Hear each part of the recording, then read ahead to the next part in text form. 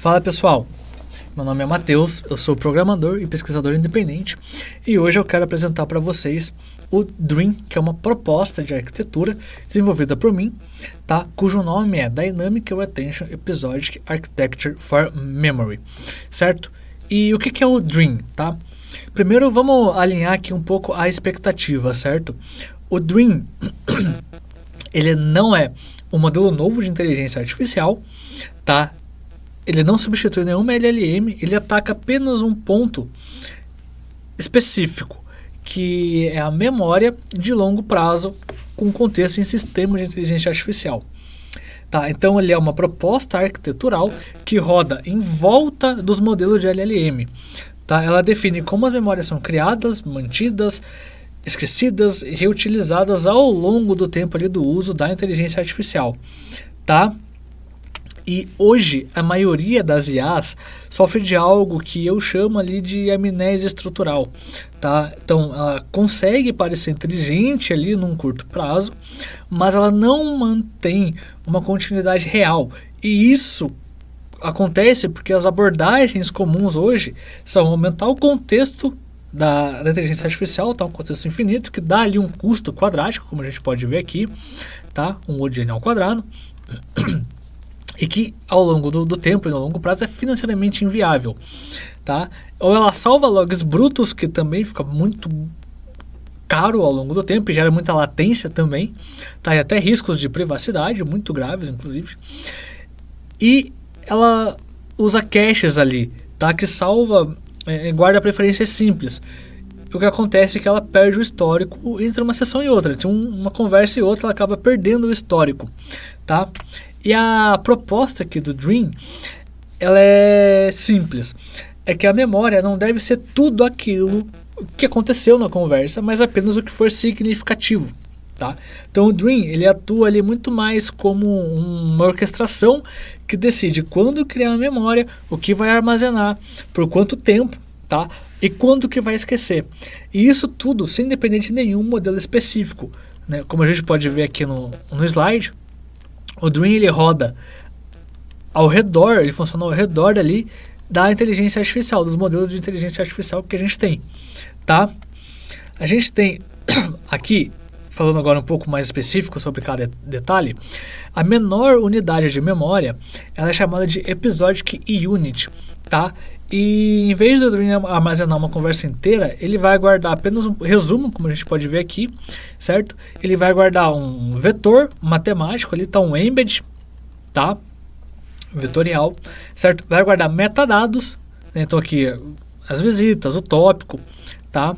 E vai guardar ali o tempo de retenção, política de retenção, que é o Time to Live, aqui, ou TTL, tá? Isso aproxima muito mais de como o nosso sistema nervoso guarda as memórias, tá? A gente guarda ali mais por experiência, por contexto, do que palavra por palavra, certo? Porém, nem tudo vira memória automática, tá? O Dream propõe que a gente tenha um controle opt-in. Então, o usuário, você decide o que vai virar memória ou não, tá? E isso pode ser feito de algumas formas. A gente pode fazer isso com um simples botão aqui, um botão de check, né? Marcou ali, vai virar memória. Ou depois de longas conversas ali com aquela IA, né, com aquele chat, ali, uma conversa muito longa, ele pergunta para você se vai virar conversa ou não, se você vai querer salvar ou não, tá? E caso você decida, aí sim ele vai gerar uma Episodic Unit, né, com os dados ali, senão ele simplesmente descarta e você garante a tua privacidade, tá? Isso facilita muito a conformidade com o LGPD e GDPR, tá? E agora a gente tem a parte aqui muito interessante até do Dream, uma das que eu mais gosto, que é a retenção adaptativa, tá? Ou seja, o Dream não vai salvar a memória por um tempo fixo, ele vai salvar por um período de tempo, e se você revisitar aquela memória dentro daquele período, o tempo dobra, né? Então a gente tem aqui um algoritmo simples, aqui uma equação simples, né?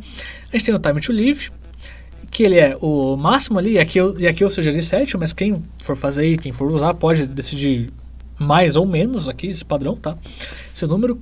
E cada vez que você visita, ele vai dobrar o tempo, tá? Então visitou dentro dos 7 dias, ele dobra para 14. Visitou ele dentro dos 14, dobra para 28 e assim por diante, tá? E se você não dobra, não visita dentro desse período, essa memória ela vai para num lixo, tá?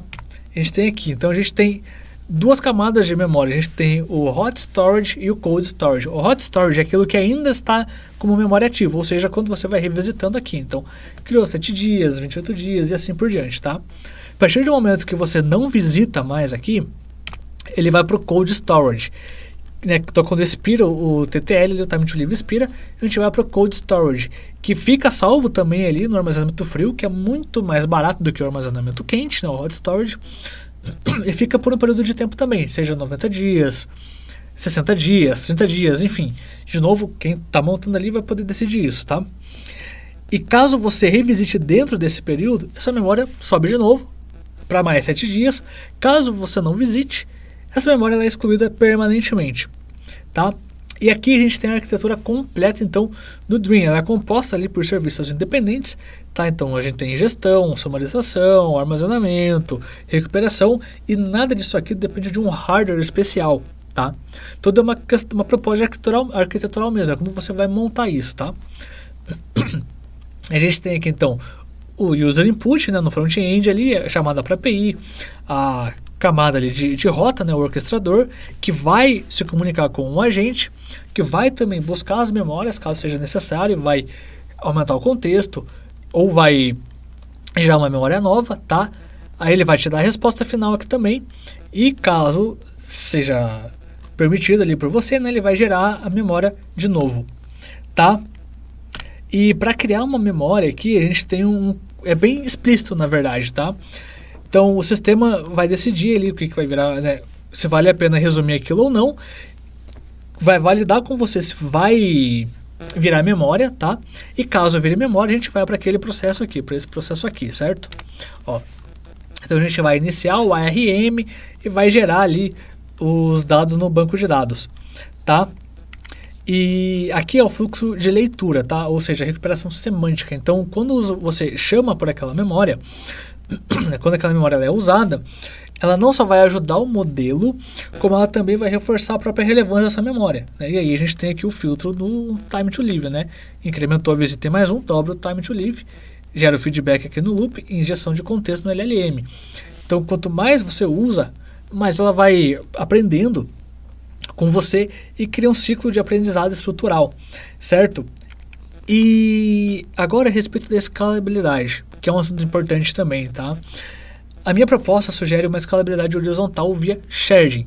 O que significa? Significa que a gente tem bancos de dados separados para regiões. Então a gente tem um banco para, por exemplo, para as Américas, um para a Europa, um para a Ásia. Um exemplo, tá?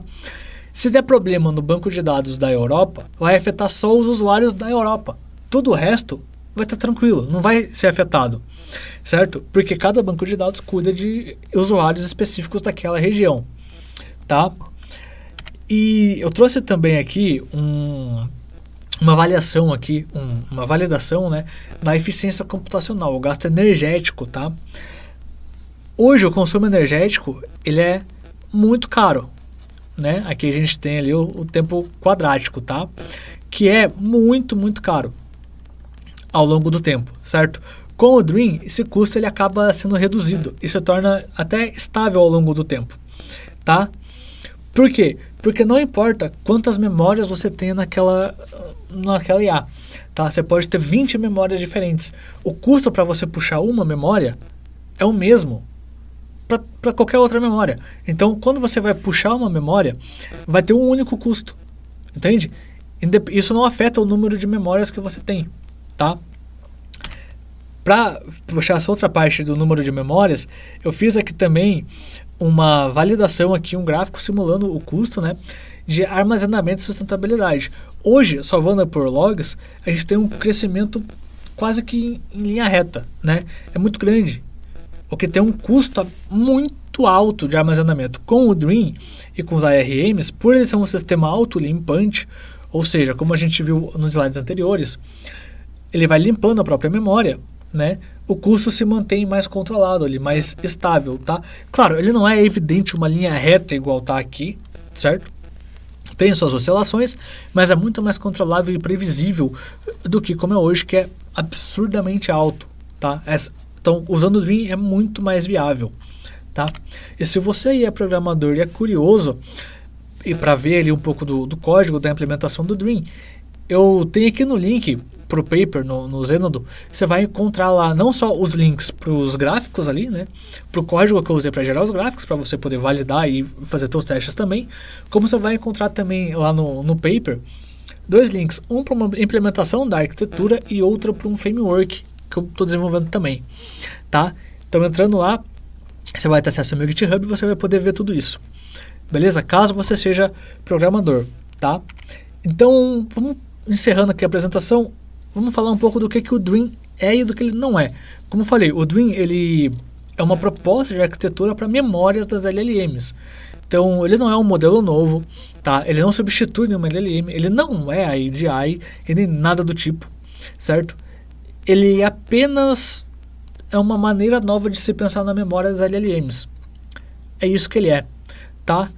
Então, se você gostou desse vídeo, se você gostou da proposta, da ideia, quer saber mais, eu vou deixar aqui embaixo o link pro paper, tá? No Zenodo, vou deixar o link também pro meu blog, onde tem algumas matérias que eu escrevi sobre isso, tá?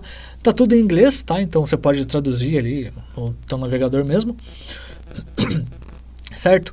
No Zenodo, como eu falei, você vai encontrar o link ali pro GitHub, né, para o framework, para arquitetura, para o código no Google Colab ali que eu usei para gerar os gráficos, tá?